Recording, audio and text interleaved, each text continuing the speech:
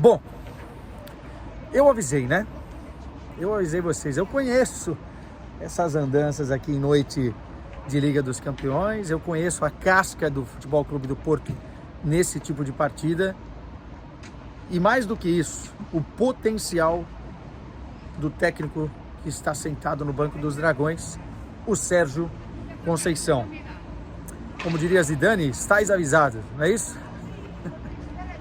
Falamos sobre essa casca, sobre a história do clube, sobre os últimos anos e a experiência de jogar o mata-mata contra o poder financeiro do Arsenal, contra individualidades, contra performances recentes, o Arsenal voando nesse início de temporada, é a primeira derrota em 2024, mas a verdade é que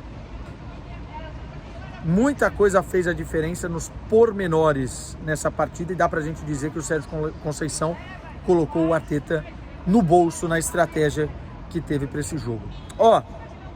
1-0 para o Porto, uma noite que vai ser lembrada por muito tempo aqui no Estádio do Dragão. Não é todo dia verdade que o Porto consegue uma vitória sobre uma equipe inglesa, ainda tem muito para acontecer em Londres, classificação aberta. O Arsenal talvez continue favorito para passar para as quartas de final, vai jogar nos seus domínios, na sua casa, 1-0 é muito pouco, mas fica aí a lição de que não se mexe com o Dragão da forma que muita gente estava colocando, né? Favoritismo máximo. Porque sabe, mas a Premier League, os caras estão voando, ganharam do Liverpool, marcaram 20 e tal gols em 5 jogos. É verdade, tudo isso entra na conta. Mas futebol tem dessas coisas. Likezinho na tela, que eu tô gravando na chuva aqui pra vocês. Não dá pra perceber, mas tá chovendo. Comentários, o que vocês acharam dos dois jogos, mais especificamente daquele que eu acompanhei, Porto e Arsenal. E também se inscreve no canal quem chegar por aqui, especialmente os Tugas que eu sei que vão chegar, aqueles que vão consumir Porto durante a noite aí, porque estão felizes com a vitória. Esse estádio aqui pulsou no final com essa vitória histórica e foi importante para o Porto, pelo momento que passa o clube, pelo momento que a torcida está vivendo, e por essa casca na Liga dos Campeões. Vamos lá. O que eu acho importante a gente destacar aqui é a estratégia. A gente pode individualizar no gol do Galeno, que aliás foi um golaço, que está sendo apelidado aí de Senhor Champions pelo vestiário do Porto, tem 5 gols na Liga dos Campeões, entrou no lote de artilheiros, né? E foi realmente um coelho da cartola. Foi uma jogada até coletiva, o chute foi muito bonito, é verdade, mas o PP abre espaço, tem recuperação, enfim. Mas eu não acho justo com o que foi o retrato da partida. Cara, o Sérgio Conceição montou uma arapuca anulando os principais pontos do Arsenal, especialmente os alas. O Saka jogou quase nada do que a gente está acostumado. O Martinelli tentou, mas sempre estava dobrando a marcação. Um jogo muito coletivo de parceria, né? Os jogadores do Porto se doando. Se o Martinelli passava num drible rápido pelo Pepe, vinha o corte do Varela, do outro lado vinha o Nico e cortava e ajudava o Otávio ajudava o Pepe, o PP voltava para marcar e ajudar também nesse corredor, no outro corredor o Francisco Conceição, enfim, o Evanilson também dando bote no meio campo, ajudando na marcação. Tudo isso fez com que o Porto conseguisse anular de tal forma o time do Arsenal que o Arsenal não chutou uma bola no gol, cara, enquadrada no gol. Acho que foram 7 finalizações, nenhuma no gol.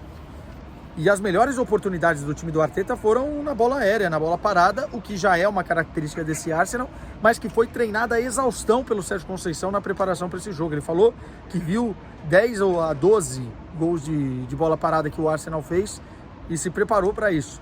E dava para ver que o Porto estava muito bem treinado também quando saiu uma falta na lateral, porque, enfim, essas faltas saem. Para você parar Martinelli e Saka, você precisa fazer, mas o Porto estava preparado para esse tipo de circunstâncias. E o meio-campo do Arsenal não conseguiu respirar, né? Varela e o Nico fazendo um partidaço. Acho que todo mundo do Porto foi bem nesse jogo, como eu falei. E essa estratégia me chamou muita atenção, né?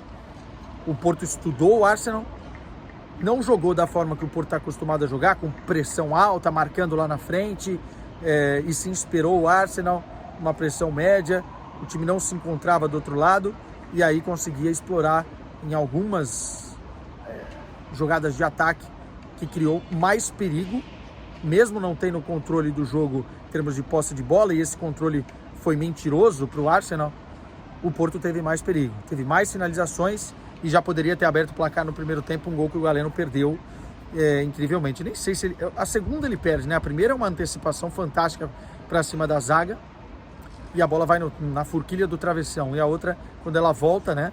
O mesmo lance ele acaba perdendo.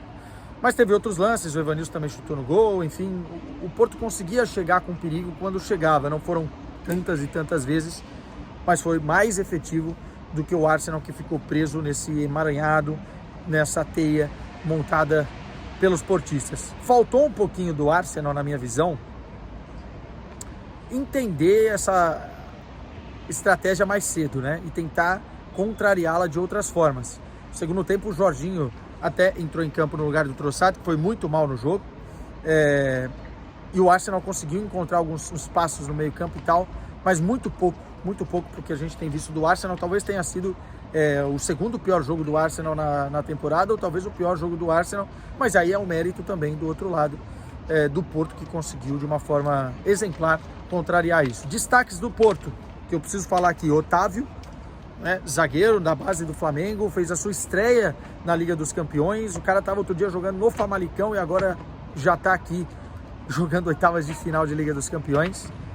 O Pepe, que com quase 41 anos, vai completar aí na próxima semana 41 anos, era para ter sido eleito o melhor jogador da partida, se não fosse o gol no Galeno no final.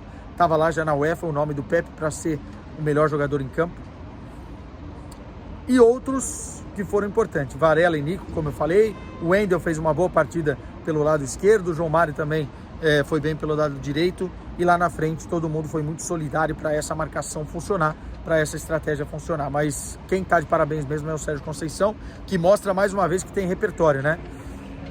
Ele não estacionou o ônibus, o Porto não jogou na retranca, o Porto fez outra coisa aqui hoje. Repertório de um treinador que hoje está no Porto, mas quando falam do nome dele em grandes do futebol europeu, eu apoio por conta desse tipo de jogo. Vê o orçamento do Porto, vê o orçamento do Arsenal.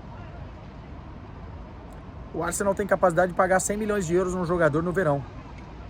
E o Porto teve que se reformular essa temporada algumas vezes. Mais uma vez, o Sérgio Conceição tendo que refazer o clube, o time inteiro, na verdade. E conseguiu vencer. Como eu disse, está tudo aberto. O jogo de Londres é outra história, é outra conversa. O Arsenal continua favorito, mas fica a lição de que a casca e a história desse clube aqui merecem um pouquinho mais de lupa nesse tipo de jogo. Em relação ao Barcelona, né? Barceloneta, Marcelito. Baita resultado, cara. Baita resultado. Não é fácil empatar com o Napoli lá, e é o que eu tava falando, assim. Talvez o Xavi pediu demissão cedo demais, né? Porque pode agora chegar umas quartas de final de Liga dos Campeões. O Barcelona tem mais condições de passar, tem mais plantel, tem mais recurso, e o empate foi muito bom. A gente já viu o Barcelona também entregar algumas vezes que a gente não esperava, e isso pode acontecer em Barcelona, mas acho que o Barcelona deu um passo importante para as quartas de final da Liga dos Campeões, para a alegria de Marcelito Beckler. Não viu o jogo, tá? Então comentem aí o que vocês acharam dessa partida. Um beijo para vocês, me despeço, tá chovendo, com aquela sensação. Agora eu vou dar uma de Fred Caldeira, quer ver? Com aquela sensação que vivemos a história nessa noite. Tchau, Fred. Tchau, gente.